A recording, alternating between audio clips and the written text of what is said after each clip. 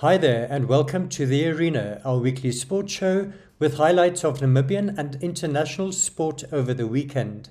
My name is Helga Schutz.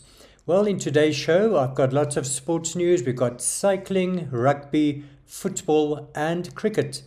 But let's start off with cycling, and Namibia's Alex Miller was in great form over the weekend when he won the elite men's category at the XC1 UCI mountain bike race in Windhoek. Well, after the race, I spoke to Alex as well as the second placed Philip Buys after the race. So let's hear what they had to say. I must say, having Philip here and the other South Africans really doesn't make it easy. So I knew I had to put in a fast first lap and I managed to do that. And then to just keep the pace from there on and then slowly extend the lead. Right, and in the end you won by about more than a minute there, so you're happy with your ride? Yeah, I'm very happy. I mean, obviously, home course for me, so I definitely have a bit of an advantage. So, yeah, like I said, it wasn't an easy ride, but yeah, happy to have managed to pull it off.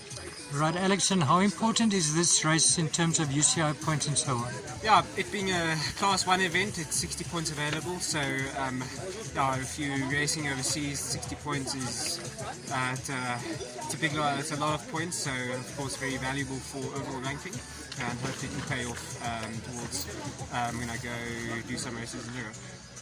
Great, well, good luck. Thank you. Thanks. Right, we also have Philip Bates from South Africa. Philip coming second there, how was the ride for you? I think it was tougher for me than it was for Alex.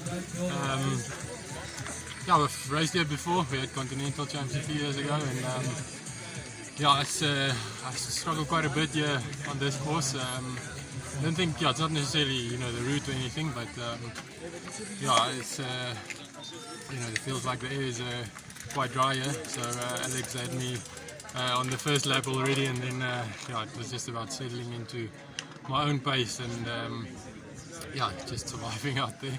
But it's a lot of UCI points, so I'm happy with it.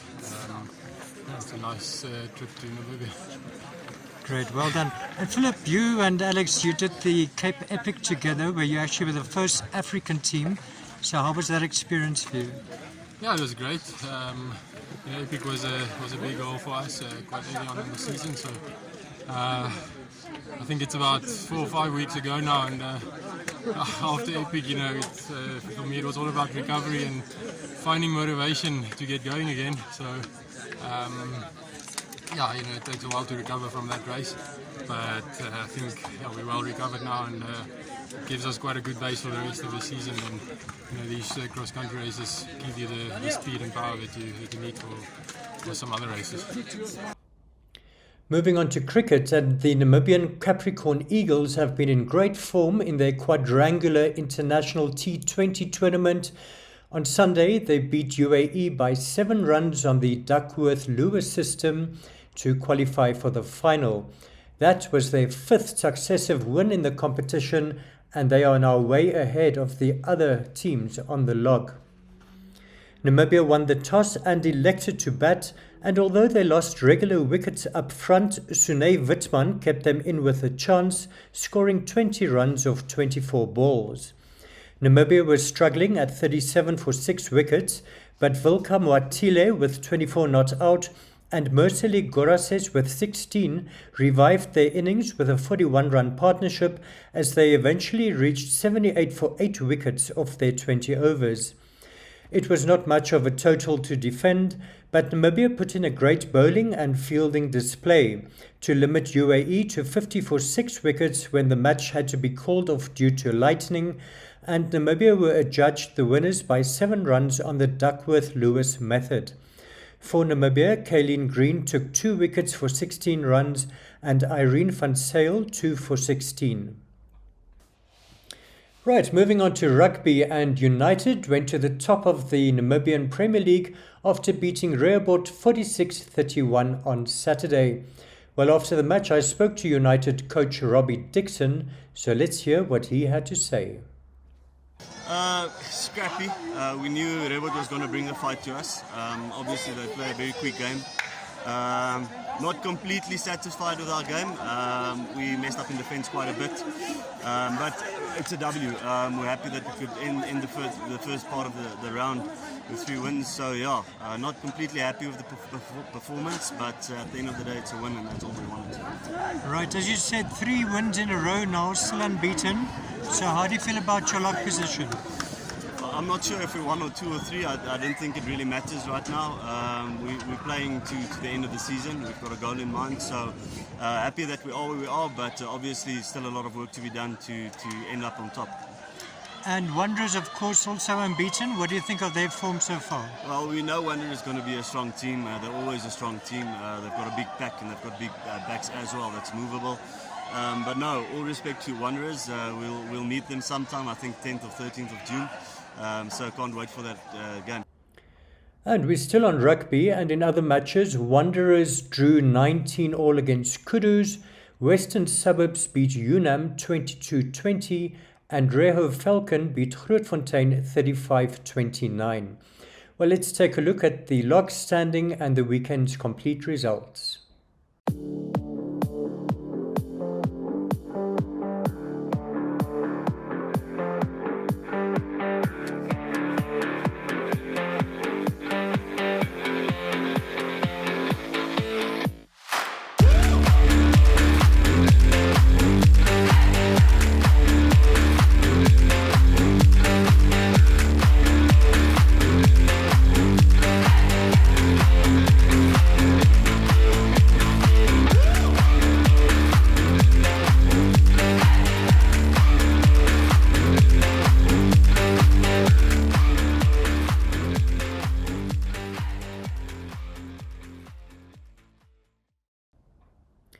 We're still on rugby, and United also went to the top of the Women's Rugby League after beating Rehoboth 41-5 on Saturday. It was United's 3rd successive win of the season, which puts them at the top of the log on 16 points, followed by UNAM on 12 and Wanderers on 6 points. United, who led 12-5 at halftime, scored 6 tries through Roberta Fabio, Richardine Gaia, Nicole Philander, Esmeralda Fuchs, Chawa Marni and Michelle Slinger, who also added 4 conversions and a penalty for a personal tally of 16 points. Rehoboth scored 1 try through Alan De Veer. In another match, Wanderers beat Kudus 17-7, with Amarie Tron and Janneke Lawrence each scoring a try, while Lawrence converted both and added a penalty. Kudus scored 1 try by Shane Kearns, with Tiffany Lawrence adding the conversion. Moving on to football, and Khomas Nampol won the Southern Stream First Division after beating Blue Boys 3-2 on Sunday. Well, that victory also saw them gaining promotion to the Debmarine Namibia Premiership. After the match, I spoke to Khomas Nampol coach Fortune Eichap. Let's hear what he had to say. It's a wonderful feeling. It's not easy. We planned this thing a long time ago. Like I said already, this team started 2014, and it's something that we planned it and we managed to do. So it's a nice feeling. We are very much happy for this moment. We need to enjoy this moment because it comes once in a while. Corona keep us away, so we are back. And I want to thank people that has been behind us. We've got fantastic support here. Tell us a bit about how your fans have helped you. These people, this is not yet the support. We still have to put the masses back behind us. It's wonderful to have police officers supporting us.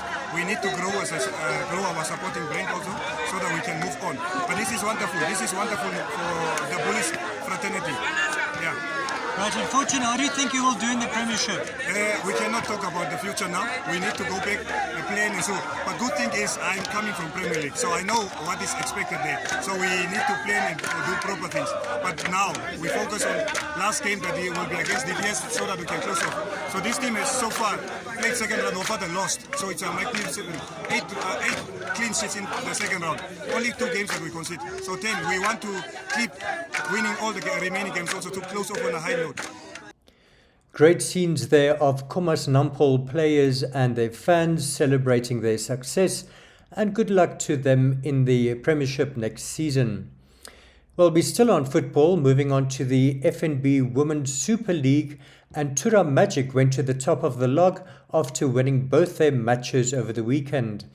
On Saturday, they beat Ramblers 3-2, and after the match I spoke to their captain Lovisa Mulunga, as well as Ramblers coach Hafene Indaitunga. So let's take a look. It was a very tough game for us.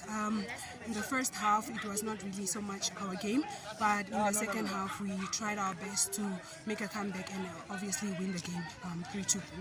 That's right. So Ramblers took a 1-0 lead at halftime. So just tell us about that second half and how you managed to make such a strong comeback.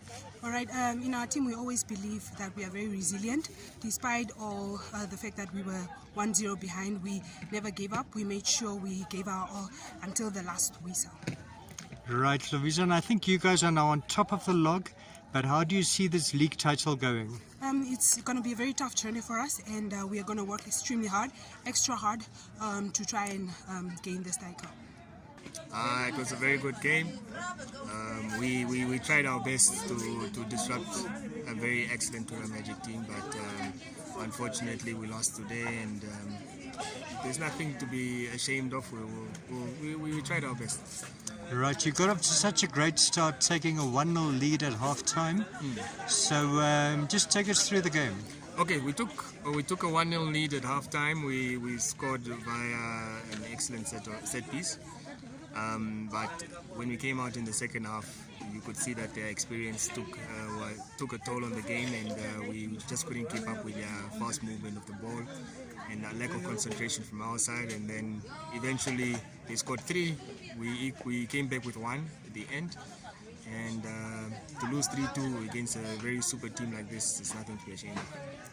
Right, and how do you see the rest of the season and your log position at the moment? Okay, we are currently now at 9th, but we are trying to break through to the top 5.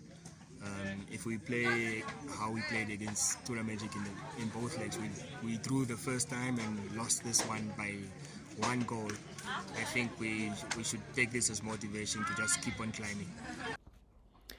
And Tura Magic's closest rivals, Girls and Goals, had a bit of a setback when they lost 1-0 to Beauties on Saturday. Well, let's take a look at all the weekend's results and the latest log standing.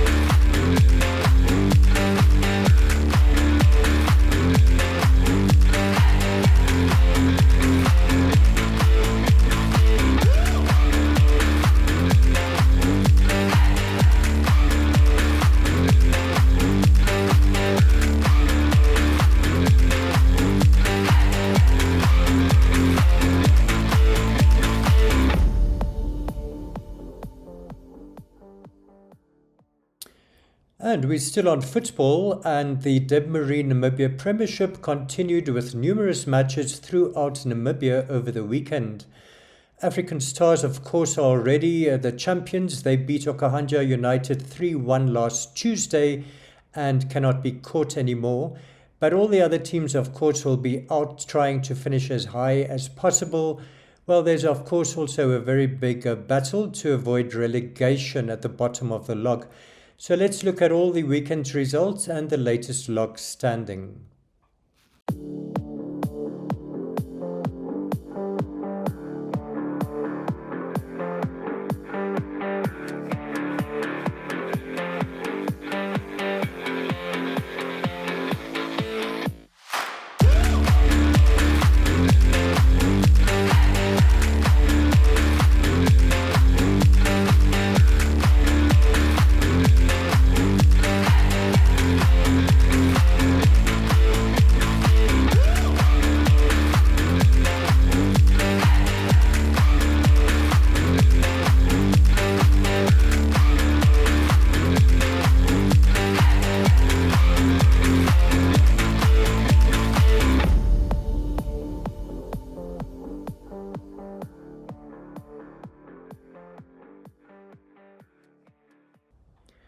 And finally, let's take a look at the English Premier League, where the incredible Erling Haaland scored his 50th goal of the season as Manchester City beat Fulham 2-1 to remain at the top of the log.